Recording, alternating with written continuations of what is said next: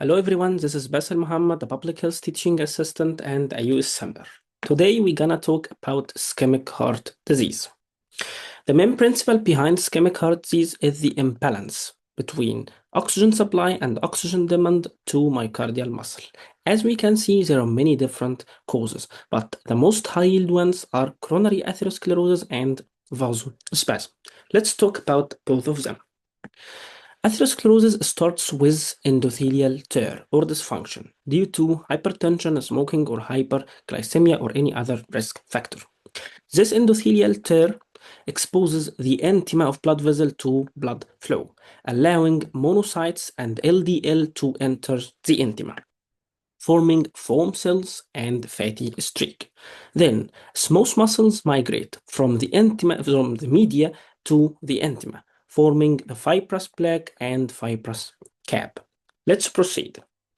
We have two coronary syndromes, chronic coronary syndrome and acute coronary syndrome. As long as this fibrous cap is thick, strong, this is called stable plaque. Stable plaque causes stable angina. So here the lumen is narrower. It's not occluded with any thrombus. It's just narrower than usual. So the ischemia is transient during exertion and relieved with rest, and the ischemia is not sufficient to cause infarction. On the other hand, in acute coronary syndrome, there is plaque rupture and thrombus. When this fibrous cap becomes thin and unstable, it exposes this lipid core to blood flow. This lipid core is highly thrombogenic, causing platelet aggregation and eventually a thrombus formation. So there is occlusion of coronary artery with thrombus. We have three acute coronary syndromes: unstable angina, non-STEMI, and STEMI. What's the difference? The main difference here is the sufficiency of ischemia to cause infarction, either in duration or severity. In unstable angina, it's not sufficient to cause infarction, while in non-STEMI, it's sufficient to cause a partial sickness infarction in subendocardial area. In STEMI, it's sufficient to cause a full sickness infarction. What about vasospastic angina? In vasospastic angina, it occurs due to vasospasm. There is no atherosclerotic plaque.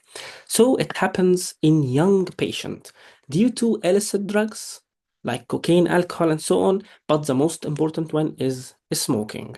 As you can see here, there is a complete occlusion of coronary artery. I have a note for ECG, which makes things easier.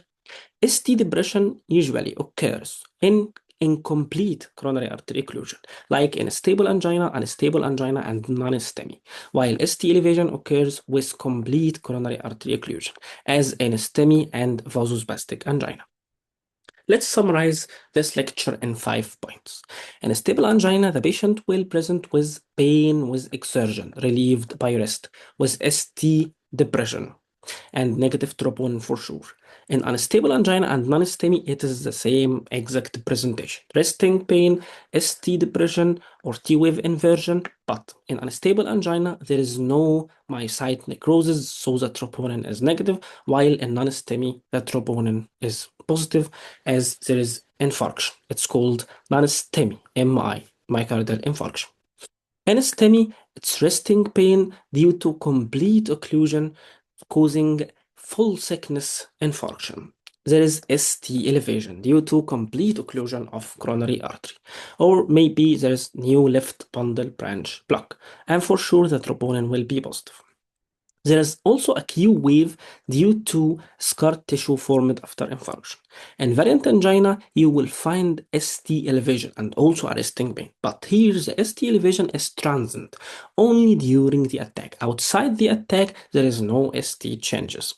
Additionally, the troponin will be negative, as the ischemia is transient and not sufficient to cause infarction. Thank you.